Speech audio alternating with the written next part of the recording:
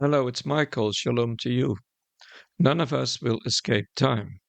What might that mean?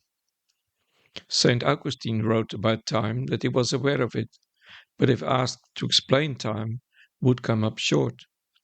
Philosophy concludes that the experience of time is always time past, as the actual moment of something happening is that millisecond ahead of human experience and thus escapes us. Einstein's concept of space-time interprets time mathematically, like one step of time after another, like pictures on a movie reel. Thereby the fluency of real time is being lost, for it knows not steps.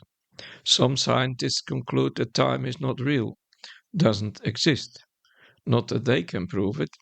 To you and me, time is real enough. A little poem.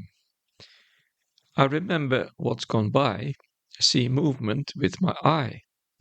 All is I, what's felt and thought. That's time for me. Beyond it, naught. Our experience of time originates from movement and memory, I suggest. A baby, when born, has no sense of time, as its memory still needs developing. While deeply asleep, I lose the sense of that as well, for no memory is active, nor is movement feeding my perceptions, and thus my memory.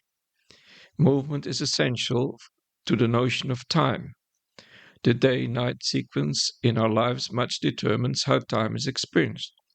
When, in 24/7 darkness, during a polar night in which the sun doesn't shine for days, time becomes less defined in our senses. It is the movements I make and those of my surrounds that then yet bring that sense of time progressing. Since the Middle Ages, the measure of time became much more relevant to life due to the clock. One was put on top of a tower in the villages to make sure people would be punctual in their exploits. We still live by the clock, but the clock isn't time. It is an interpretation of time. You may wonder by now, why all this information? Well, the experience of time is subjective. It belongs to each person individually. I don't experience your time, neither do you mine. Together we may agree to time existing, but its awareness remains personal. We can read the clock together, but that is just a measure of time, not time itself. The actual nature of time remains a mystery, and it reminds me of God. The experience of God also belongs to each of us individually. Like time, God escapes a proper definition.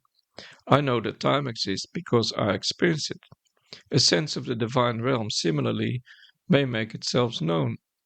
However, time is neutral. Not so God, who is actively involved in the experience of God. That experience is uniquely personal, ideally with a well-defined awareness. Or that awareness may be lukewarm, like with time, in those moments when I have a real sense of it, or am I merely reading the clock? God and time are inescapable to who I am. Time is neutral, God is not. Both are a mystery in motion. I feel that time flows on in space and can't be stopped. Likewise, the Lord of time and space can't be. Time, however, is no help to me, while the love of God and God's care make all the difference. Jesus is looking out for me, and when approached, immediately responds, as the Gospel of Mark so clearly states.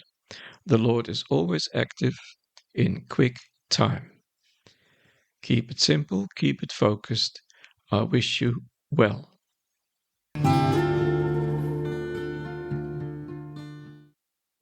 Always look on the light side of life and call on the Lord. Download free ebooks via the link 80books.online. Why not tell a friend?